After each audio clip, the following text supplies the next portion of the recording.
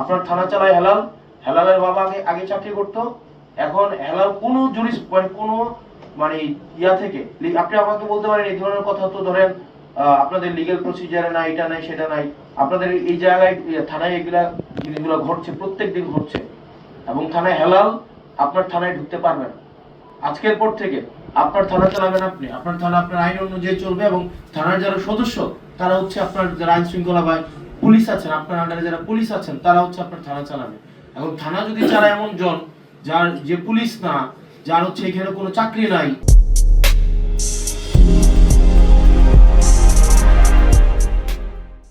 সে যদি থানা চালায়, থানায় কোন মামলা রুজু হবে, কোন মামলা রুজু হবে না, কোনটা মামলা এজার ভুক্ত হবে, কোনটা এজার ভুক্ত হবে না, তারপরে হচ্ছে আপনি আমাকে বলতে পারেন যে না এগুলা হয় না, এগুলা ওনার কাছ থেকে অ্যাপ্রুভাল নিয়ে, এটা মৌখিক একটা অ্যাপ্রুভাল নিয়ে তারপরে থানায় হচ্ছে ভুক্তভোগীরা যাইতে হয়।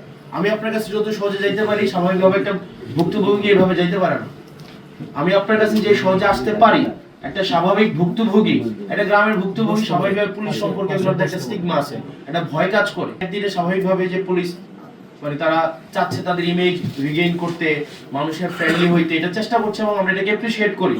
কিন্তু স্বাভাবিকভাবে একটা গ্রামের মানুষ যখন দেবিদ্বারে আসে, বড়কামতা থেকে, ভানি থেকে, সুলতানপুর থেকে, এটা স্বাভাবিক একটা গ্রামের মানুষ, আপনি যে কেসের যে জিনিসগুলো বলছেন এগুলা দেখবেন স্বাভাবিকভাবে অর্থনৈতিকভাবে যারা একটু একটা লিমিটেড একটা পর্যায়ে জীবনযাপন করে তাদের মধ্যে কলহগুলো বেশি হয়।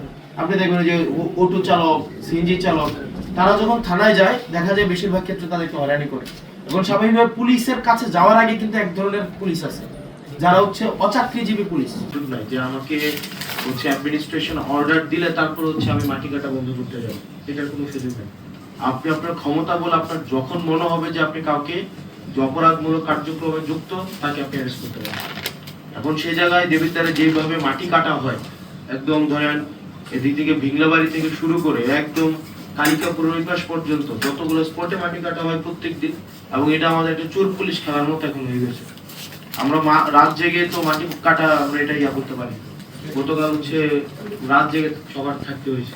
ইসিল্যান্ড যদি আমাকে বলে তাইলে হচ্ছে আমি তাদেরকে ধরতে যাবো, তো আপনার সামনে চুরি হইতেছে এটা আপনি দেখতেছেন, এখন দেখতে গিয়ে যদি আপনি বলেন যে না আমার এই ইসিল্যান্ড অর্ডার করলে তারপরে আমি যাবো, ওইটাও মানে ভেরি আনএক্সেপ্টেবল।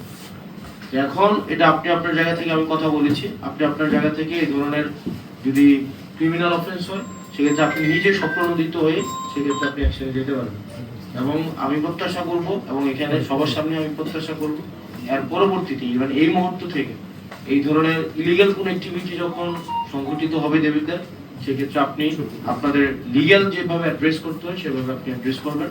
এবং এটা আমাদের সবার পুরো দেবিদ্বারের, এটা প্রত্যেকটা মানুষের হচ্ছে এখন এটা হচ্ছে একটা খুবই মানে সবার একটা পরিবেশের জায়গা থেকে, অর্থনৈতিক জায়গা থেকে, যাতায়াতের জায়গা থেকে, সব জায়গা থেকে এটা একটা জরুরি একটা প্রয়োজন হয়ে দাঁড়ায়। এবং সেক্ষেত্রে আমরা আপনার তড়িৎ ডিসিশন এবং অ্যাকশন আমরা প্রত্যাশা করি।